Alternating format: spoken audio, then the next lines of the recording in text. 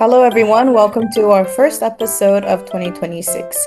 This is episode 41, and this is mental health awareness for leaders. You can be a school leader or a manager, head of department, or even any leader of a company. This episode is for you.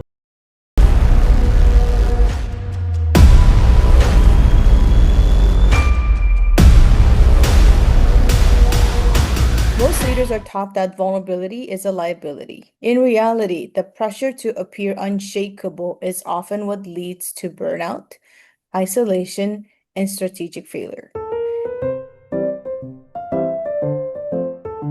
And Dr. Joe knows this because he lived it, he experienced it.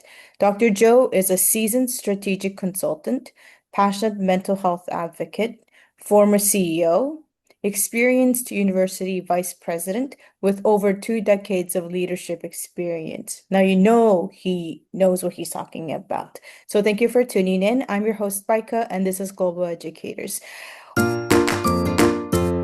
Welcome, Dr. Joe. Thank you for doing our first episode of this brand new year. Happy New Year to you. And let's get started. Please introduce yourself. Well, thank you so much, Rika. I've been looking so forward to, and Happy New Year, everyone. I see this as an opportunity as we open up 2026. It gives us this opportunity of really, and this is most importantly, especially with the individuals that are watching here, about looking introspectively. Because if we are not able to look within, we cannot further support those to whom we support, to whom we provide leadership to. And I appreciate the introduction, the years of experience in education, in nonprofits in the United States. I think it lends itself and transcends globally. Because mental health is something that, especially with the younger generation, is being acknowledged more and more and more, which is what we need to do holistically, especially in the educational lens. That's what we want to be able to do. We cannot expect something of our students if we don't role model appropriately for them. And that's one thing that I'm just really excited to talk about in the research, as well as the workshops and the speaking that I've done, because this gives you, through you, and I give you so much credit to that you're allowing this space to have this dialogue, because it takes leaders such as yourself to be able to acknowledge and saying we need to talk about it. And where I hope I can help provide even more insight is we're just not going to talk about it, but we need to walk the talk and perhaps some ideas of how that might look like. So thank you. Absolutely. Thank you for that introduction. And I'm excited for this dialogue. So let's talk about the main stressors. What are the top stressors for school leaders or any leaders out there? Yeah, I think I want to go first before I answer that question is just kind of when you indicated that mental health is not a vulnerability, the, that we need to make sure that to recognize that ignoring mental health is the vulnerability. And this is where, looking from systems and the high stakes especially in education, that we are able to survive by owning it and sitting in it and knowing how to manage it. And so in education, sometimes we confuse, and even in corporate, we confuse vulnerability with weakness. And that belief keeps leaders silent. And silence does not protect leaders, it actually isolates them. And I have found that. And mental health is about capacity and your ability to think clearly, your ability to regulate emotion, and your ability to stay grounded under pressure. Those are leadership skills, and the research is clear is that leaders under the chronic stress experienced reduced executive functioning, and so with that decision making process actually then becomes narrow and patience shortens, and the creativity, especially in education, it drops. And day-to-day relationship suffer from that. And so it's not a character issue, it's biological. And so we know, and strong leaders do not deny this. They plan for it. And so to go back to your question, as far as the top stressors, really in education, it's role overload. When you look at academic leadership, staff management, student well-being, parents' expectations, compliance of what we need, that other areas are expecting of what we must do, and crisis response all live on one desk. And the job has expanded faster and faster than the support systems around it. So I'd say role overload is one. Another one is the constant crisis readiness. That's leaders are expected to be calm and decisive and available during emergency. And there's little recovery or little recovery time between incidents. It's kind of constantly putting out fires. So I would say that's the second one. And then when you think about moral and emotional weight, that the decision that teachers that and administrators make impact students, they impact families, and they impact staff livelihoods. And so, leaders often carry concern long after the workday ends. It's into the evenings and into the weekends. And that's the additional what takes a toll on physical and mental health. And I appreciate your introduction, there's isolation at the top. So when you are senior leaders, there are very, very few people and peers that you can process all this with. You might have a loved one, you might have a partner. However, they appreciate you. However, they don't get the day to day. So you don't have that other person to talk to. And that's even with my own executive coaching that I do, to be in group coaching. Has been so instrumental because people are just like, oh my gosh, I'm not the only one. I'm not the only one that feels this. I'm like, yes, but you need to identify and find that trust circle to be able to do that. And then I'd say lastly, right now, we can go into deeper into any of these, is that visibility and scrutiny. So every decision you make is observed. Every decision you make is interpreted by somebody else. And more often than not, it's often second guessed. And then coupled with the social media and the public commentary on any decision that you make intensifies that pressure. So it's a lot that's going on, but these are certain things that are trends. And if any of our listeners or viewers can see or can resonate that, just want to emphasize that you're not alone in this.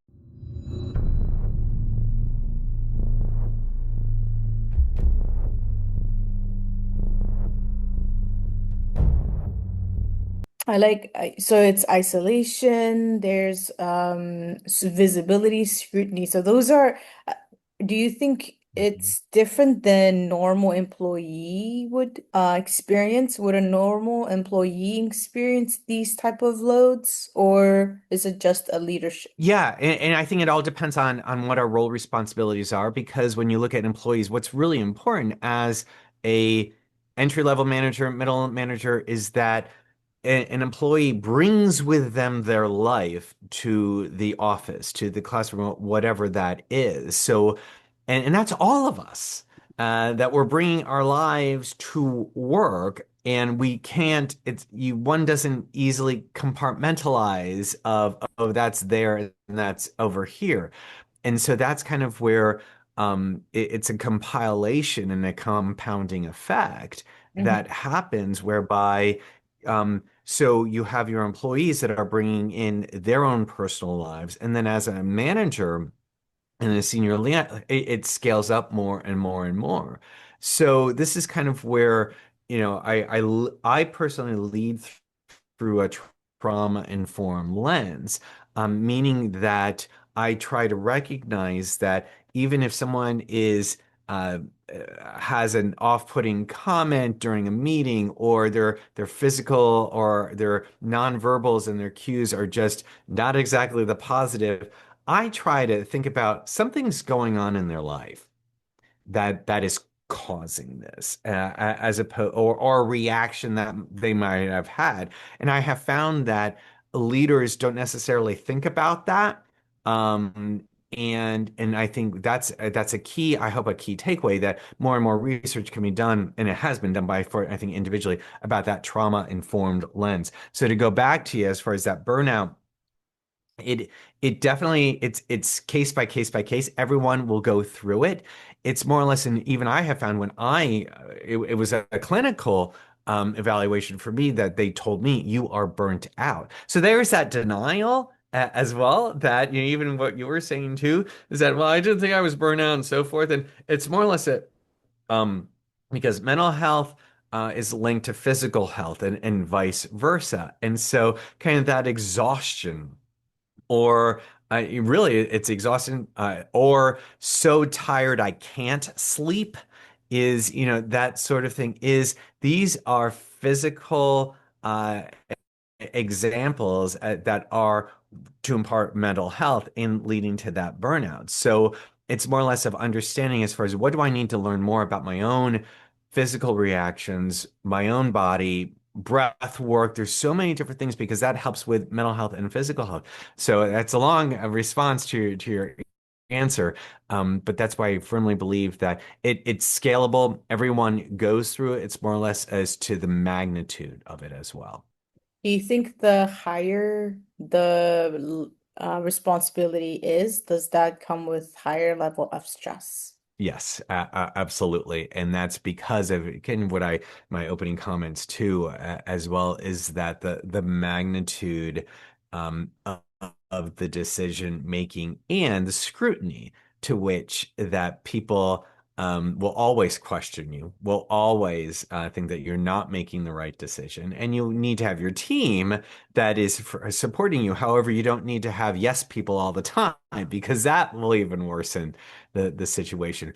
But as I shared, the more senior roles that you have, or one has, it doesn't your workday doesn't stop. It continues on 24/7. And that's where I have found in my own personal experience too, that um, what we call the term enmeshment. And so when your personal life and your professional life are so tightly intertwined, that you are who you are your job is you. And that's dangerous. That's very, very dangerous. And people will think, well, no, that's just what it is. And like, well, that's in part why mental health, especially with senior leaders, is so extreme and very dangerous, because if you don't recognize this, it's more or less, and I had to do deep work myself as far as with my therapist too, is really um who am I? Who's just Joe, as opposed to, well, I'm a CEO, I'm a vice president, and remove those pieces, remove the title, remove your job, and then ask the question, who are you? And I even posted on social media just the other day that I asked that question three times, but the emphasis on the words are different, is who are you? Who are you? Who are you? And and you can answer that three different ways, and so that again leads to that enmeshment that is critical for people to understand, that what are you have an opportunity of reframing that for yourself, and it helps both with your mental health. So the next question is, what are the costs Mm. if we ignore those burnouts? It's like you said, the first step is that you need to acknowledge that you're burnt out, right? You need to identify. But what if we keep ignoring our mental health issues?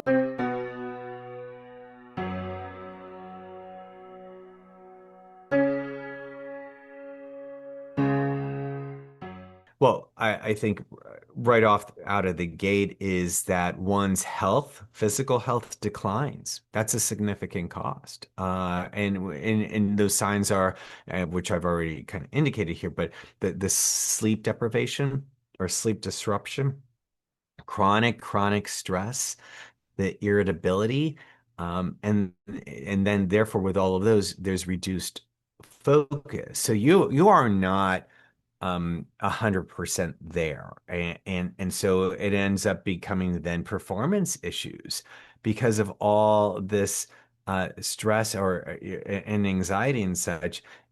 The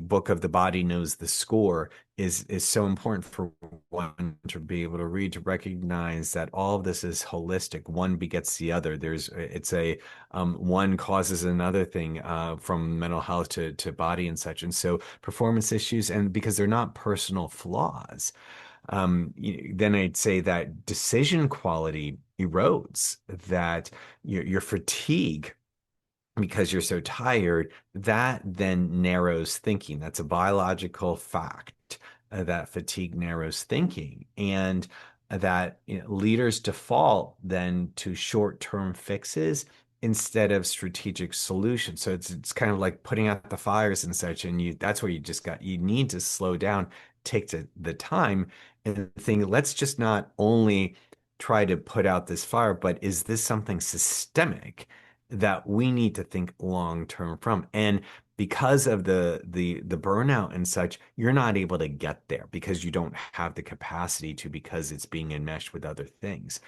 And the culture quietly deteriorates, the stress rolls downhill, and what happens then in the cost is that your staff, your employees who report to you, they mirror the leader behaviors and the pace and the emotional tone. It's just, we have our work family. And it's similarly that when you're home with your other family, that's an environment, and you're in an environment in the work. And so that one, it can be a healthy environment or it could be a very, very unhealthy environment. And then from there, you think about retention, the retention of employees. And retention suffers because that burnout staff, burnout leaders leave. They're out saying, I'm done because I'm not feeling well, my mental health. And that's the talented staff that you want to stay. They're leaving as well. So and then especially from an education standpoint, is who ultimately suffers from all of this? It's the students. The students feel the impact. The adults under sustained stress, have less capacity for the connection with the students, and then the school climate and the student trust declines. So it's again this whole uh, chain reaction that happens, and unless you realize that, it just is this vicious cycle. Yeah, I was gonna ask, how does that affect the culture of the company, the culture Mhm. and the way people like teams are connecting, team bonding, and how does that affect the overall culture of the company? It comes from the top, in that if the leaders, the C-suite, do not understand that we need to walk the talk. If we're talking about we need to support mental health initiatives, we need to set boundaries. We need to make sure that we're not sending emails at 8 p.m. on a Friday night or 4 a.m. on a Sunday, so that to make sure that things are ready for Monday. That's completely unacceptable. I've been a part of that. I've been recipients of those. And it's just natural. You're just thinking, well, in order to keep my job, I need to do this. They're expecting it.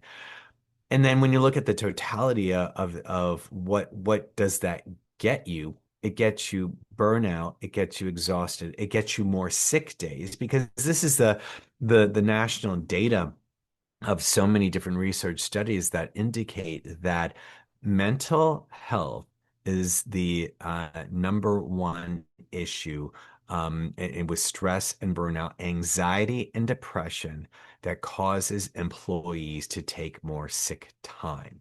So That's an analysis that one, a CEO can just ask the HR director, what's our sick leave? Just tell me what our total sick leave is for quarter one. Just want to know. In quarter two. Because I'm like, why are more people getting sick? And it's just like it's not the flu to an extent. If it's not flu season, it's just like to understanding, is this part of the culture? Am I, as the leader, how can I see or to be able to provide, allow space for employees to be themselves? And that's go as far as role modeling of being very transparent, saying, I'm taking a day off to be with my family. I'm taking a day off because I need it. That is incredibly important for leaders who are very confident that they can be vulnerable, to be able to say this is needed. Because if it comes from the top and it's role model and going, as I said, walking the talk, uh, then others will see he is doing what he wants us to do. He is doing it. She is doing it. So it creates a safe space for me to do it as well. Employees are waiting for leaders to walk the talk, and the data absolutely shows that. And that's incumbent upon then of the C-suite, the leaders, to be able to say, okay, we need to do this. Because if that does not happen, all the talking is for naught.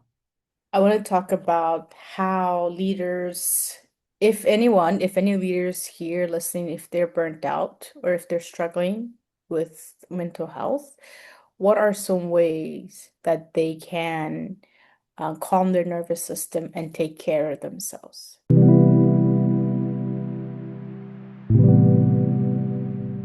Well, number one is participating even in these webinars, or to be able to just hear to recognize that I'm not the only one. That is, and when I've done my own going to group sessions, group therapy, to realize, oh my, you need to find that friend group, that trusted group of individuals.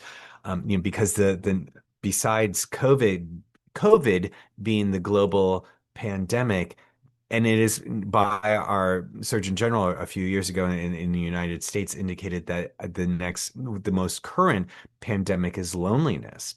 And it's verified. And that is because everyone wants to do things by themselves. And so the self-care of to be able to really look to see what is it that I need.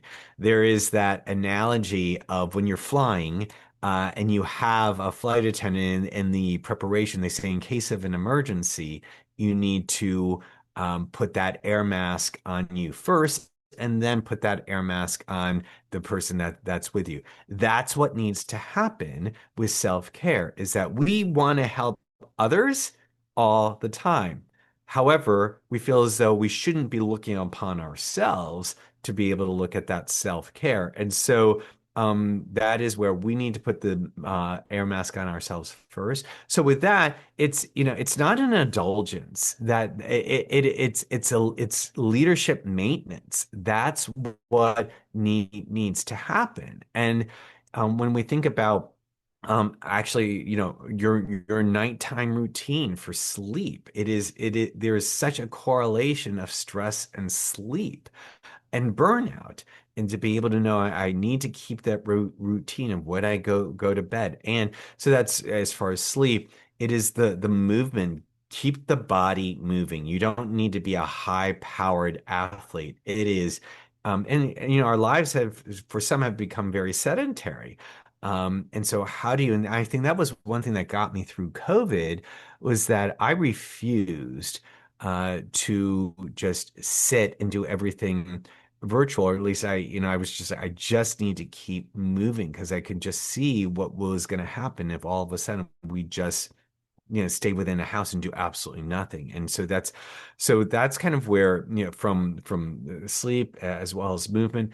And I talked about that trusted support circle, because it is finding who can you share that or have that confidentiality, or those confidential conversations. It's hard. It's really, really hard, because you need to be able to trust. and you need to be able to. Sometimes it is going into a group support where you don't know other people and they don't know you, and you're able to just and then that's when people start sharing more and more, and like so, and there are those groups that are out there globally to be able to help with that, and I'm able to, in those individuals I coach, to be able to help them find that. And so, and that's the last, is really as far as using professional support proactively. So be it coaching, executive coaching, counseling, that peer to peer, because you can't wait for the crisis. And so those are a couple different examples. I hope that's helpful. That was really helpful.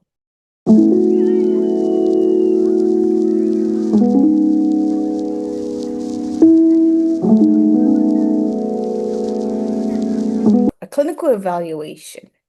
Could you give us a little bit more information of what that might look like, and how can, where are some websites or resources that leaders can find these type of evaluations? hmm And one thing that you want to make sure of is that you need to be very discerning when you are just kind of Googling or trying to find um, some expert advice. And so when I talk about a clinical evaluation, I'm not talking about something about being wrong. It's more or less that informed leadership maintenance.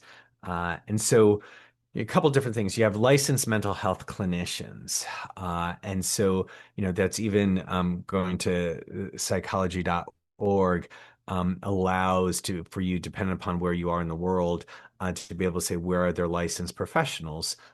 Because and you're looking for psychologists, mental health clinicians, like mental health licensed counselors. I'm personally in the process of getting my master's degree. It's another degree, as a licensed mental health counselor, because we have a variety of um, uh, designations and licensures that need to be met in order to provide that guidance. And also remember that psychiatrists are actually medical doctors that have a focus on clinical psychology, and they're able to prescribe medication. Psychiatrists can do that. And what you're looking for is, are they trained to assess stress and anxiety and depression and that cognitive load? Um, and it's that, obviously, that private confidential evaluation and recommendations. And so, and also know that you do not need a diagnosis. You don't need to be diagnosed with something to benefit from that expert evaluation. So that's one component. So another one, as you were talking about, so the psychological assessments, and really looking for, and I would put it in the search term, executive focused psychological assessments. Because these are typically in a lot of HR associations, human resource associations. So you can Google that as well, that they will start coming up, um, because they're used widely in leadership development and succession planning. And these assess decision-making style, stress response, emotional regulation, and resilience. And they have these validated tools and possibly with a follow-up with clinical interviews. So, and these assessments normalize mental health as a part of leadership effectiveness. So there's a variety, be it 360 evaluations, the DISC, DISC, are just initial things to be able. But once you start putting this in and doing a Google search with those psychology assessments, you'll be able to see quite a few that come on up. And sometimes people will say, okay, well, I'm going to a doctor's office. Can I just talk to them for what I'm with some symptoms? Yes, and they will have additional resources for you to be able to review and look at. There's another resource, Psychology Today, is a really good resource.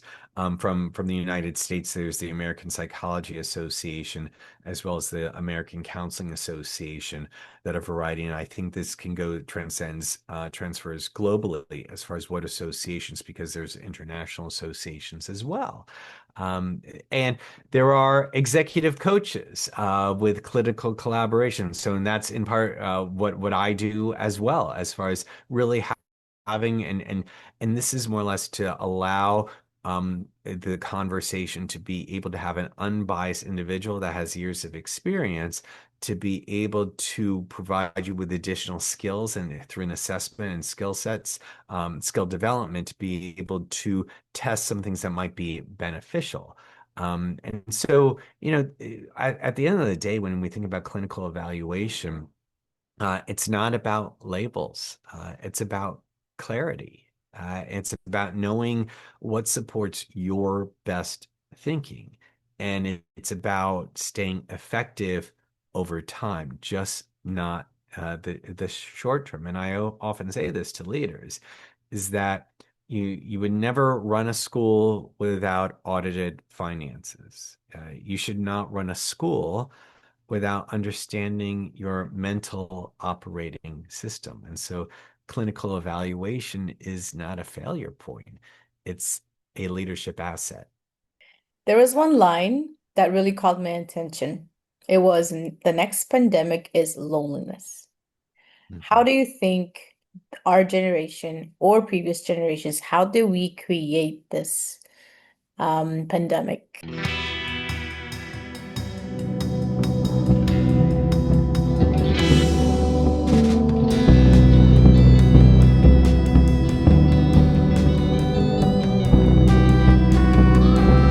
What I have read and have listened to the experts, it is a byproduct of the of what COVID did. And in that isolation, and even when even the work culture of I'm working from home, or the hybrid, is that people want their cake and eat it too. So it's basically that I want to work from home, I want to stay all here, and then what happens with that? I'm not interacting with anyone. It's via Zoom screen. So we as human beings thrive on connection. It's proven with decades of research that we thrive on that one-on-one, that group interaction. And when we choose not to do that, then loneliness suffers. People might not say that I'm lonely. However, it's that allostatic load that we just take on, as far as, well, I'll just stay in. I won't do anything. And so that's really to be able to see, how are you engaged? And that's finding groups. So that's even, a dining club, a luncheon group, or if it's going to the movies with a group, if it's going to shows, if it's going to sporting events. It's those sort of things that we know that is going to help our mental health and our physical health. Bottom line, not, and so that's more or less, how do I put myself in that, recognizing that I know I need to eat better. I know I need to not eat as much sweets and such. And that's a choice then for me. Am I going to do it or not? I can eat all the cupcakes. I know I'm going to get gaining weight. It's bad for my heart and such.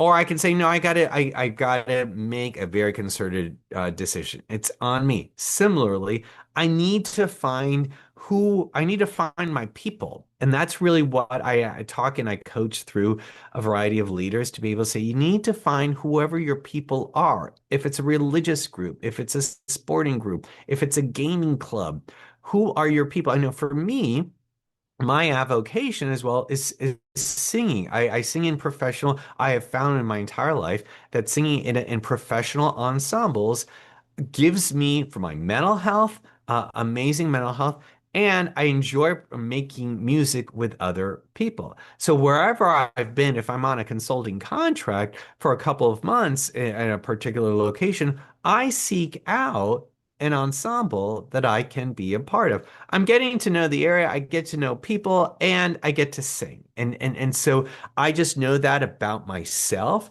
that I need to have that piece.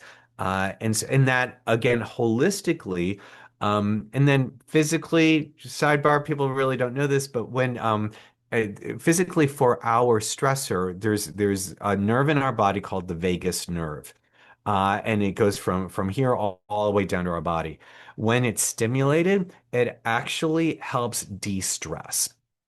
And so how does one do that? I had never known that singing adds that vibration, helps it to activate the vagus nerve.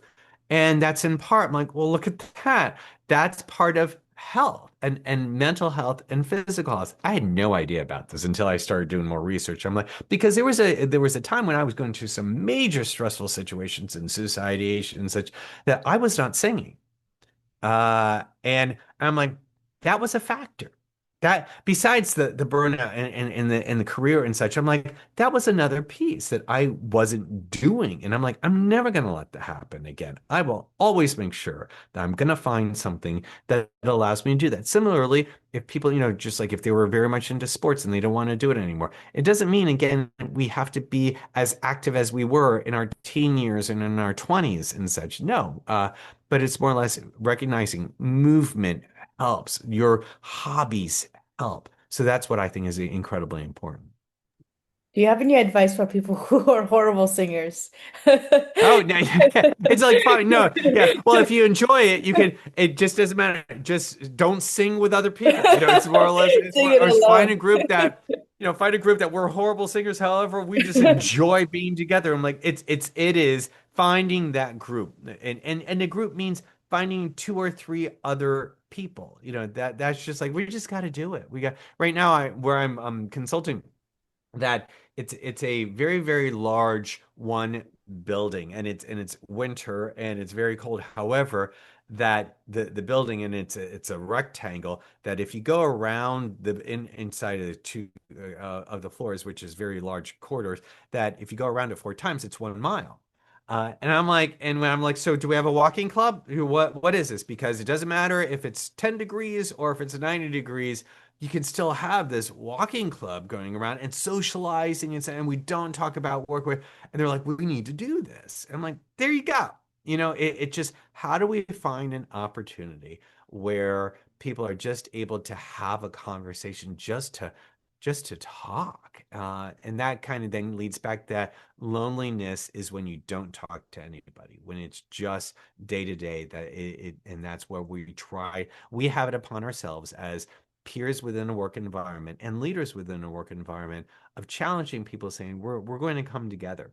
Even if it's saying we're going to all dine together, we're going to have one coffee hour, we're not going to have any meetings. Um, and it's everyone needs to come together at this time. Do you have any advice for people who, let me back up a bit.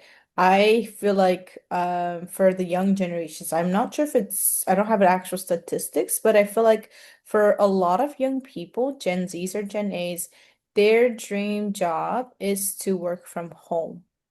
I feel like a lot of people want to be remote workers. But what is your advice for people who are remote workers? How can they support their mental health?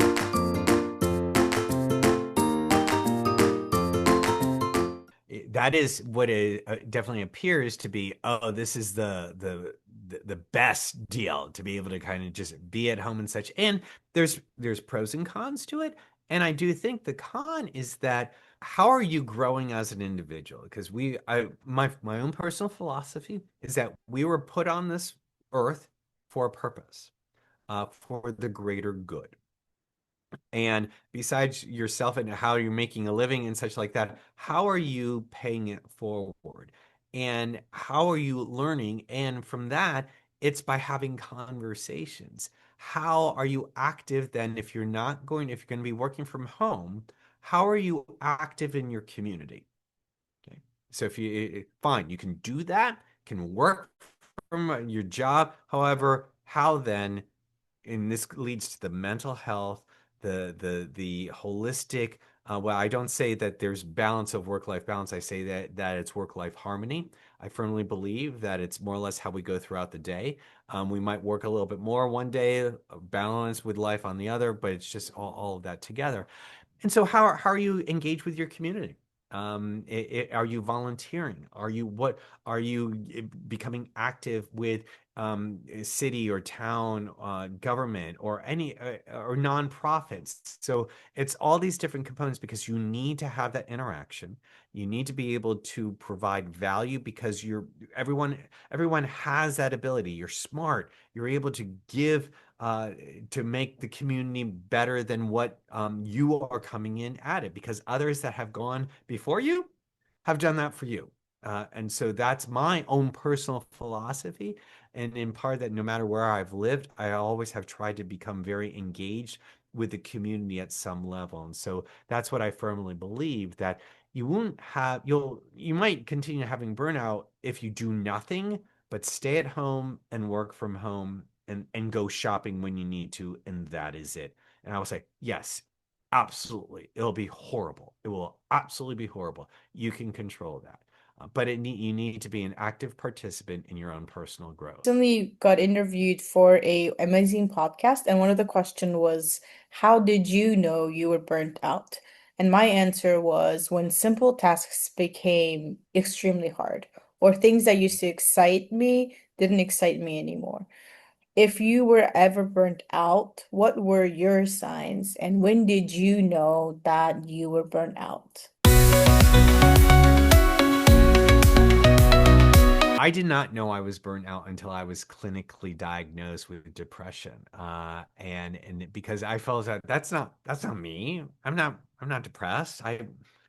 However, it was because of the sleeplessness. It is, I didn't feel as though to an extent in my that I wasn't bringing value to the organization.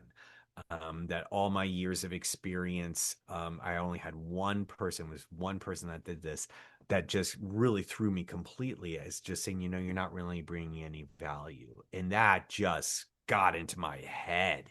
And thinking that are they right? And because I didn't have that support person to be able to say, no, they're all wrong. They're wrong. Don't think like that. So, so again, it's the physical response and of why am I so exhausted? And my motivation is like I'm wanting to do the right thing, but I am just exhausted and I can't sleep. And so all these different things that as I was reading more and more about what depression is or certain symptoms are, um, the things I would just labeled as far as the anxiety or the sleeplessness, the feeling worthless and such, all then leads to it to be able to, and including burnout. It took then someone to shine a mirror on me to be able to say, look, this is what it is. And I'm like, oh, holy crap. I had no idea. I had no idea. So it took an expert to let me know. And so that's in part what I'm trying to do as well, is to be able to, from my lived experience as an executive, to be able to say, I have recognized this. I have then been transparent with the teams that I've led so that they can see that I'm walking the talk so that should they need additional support, should they need to take time away, that they know that they will get support from me. Because I take if I'm not going to do it, who's going to do it? And if I have the power in order to create a better, transparent and vulnerable opportunity for people to do that and authentic, then I need to do that. So that goes back to the servant leadership. What were, if we talk, okay, let's talk a little bit about like the happy moments of when you were a vice principal, was it? Vice president, vice Oh, president, vice chancellor, yeah, different universities, yes. different universities. What were the rewarding and like the exciting moments of being a leader? Like, what were those moments where, like, okay, this is worth it, even though I am burnt out and stressed? Mhm.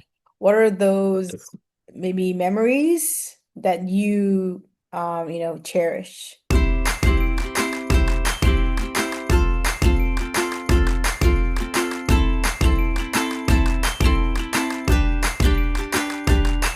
Um, I'd say two that jump right out on top for me is one to be able when a staff person, a new professional middle level person comes with this amazing idea that they've thought through, they proposed it incredibly well, and I say, go for it. Let's try it. And you let me know what we need to be able to do and support them along the way. Um in that whole process of getting and helping an individual as an employee from idea conceptualization, supporting them, coaching them, advising them so that they establish even more trust with me, but more importantly, that they see that I trust them in the process, and to be able to help them with more additional decisions and thinking it from a different ways, and then for the final product to be done and to celebrate. And then to say, we need to continue doing this, and we would have never had this opportunity if we didn't have you doing it. So that's one component, and then especially in education that I absolutely loved our end of the year Well, I loved the beginning of the year and the end of the year. And the end of the years when you celebrate the student leaders. And some people are just like, oh, it's another awards program. And this is the fifth one that we've had in 3 weeks. And I'm like, as far as I'm concerned, we can have them every single day and they can last 5 hours each. And I love it. And the more that we can do. And then ultimately, it's that commencement day to be able to know and watch a student over 4 years or 2 years or 4 years, knowing them coming on in as so incredibly naive, but the world is their oyster, and to see them grow, make mistakes, grow at their final day, because especially at university and college, that we see them more than their families do. And so we're able to actually see that growth over that time span. And for me as well is that because of my voiceovers that I do too, is that I was always the one that was reading the names of the students as they were walking or crossing the stage, and I knew a lot of their stories, and so that was something that I just so I never took that for granted, because I was given that chance and given that opportunity of knowing them. And then because that name needs to be read precisely, because the entire family is there waiting for that one moment. And I needed to make sure, and I did, to make sure that I pronounced that name on point that one time, because that was the moment that was going to be on video by their phones and so forth. But it makes a difference as well. So it's that whole life cycle that's so important to be a part of. Is it okay if you sing a small piece of song for us? Oh my gosh. All Sorry to put right. you on the spot, but yeah, just Yeah, it is, because I haven't like warmed up or 20 anything like seconds, that. So just it'll be 20 light. It's not going to be full voice or anything like that. So, but I seconds. think for all of us that let's kind of join along here for kind of a sing along. But Amazing Grace, how sweet the sound that saved a wretch like me. I once was lost, but now I'm found. Was blind, but now I see. Thank you so much. Thank you, thank Oh, you, thank thank you, you. Dr. Joe. Thank It's you. amazing, like how Excellent. Oh, you my pleasure. try to empower and influence other people through singing, through your mental health coaches and workshops. So, if any school wants to reach out to you, how can they find you? Yeah, so just hopefully you're able to put it up in the chat and so forth. It's my website of www.joeoravec.com. You'll have all my contact there as well. My LinkedIn is there too, because then you're going to be able to see even signing up for a time for if they want to have a Zoom call to determine, let's kind of see if this might work and such. I do this internationally, of course. And so to be able to do that across different time zones and have made some, I think, some really good progress with a lot of people. So hopefully that's easy enough, and then we'll take it from there. Thank you, Dr. Joe. It was a pleasure. And we'll add Thank all of his website and description in our description box below. If you want to reach out to him, if you are a principal, HR manager, or if you're not even, if you're just a leader of any company and if you want to improve your mental health, please reach out to Dr. Joe. I found this episode extremely helpful and eye-opening, and I hope you found it helpful as well. See you in my next video just like these. Goodbye till then.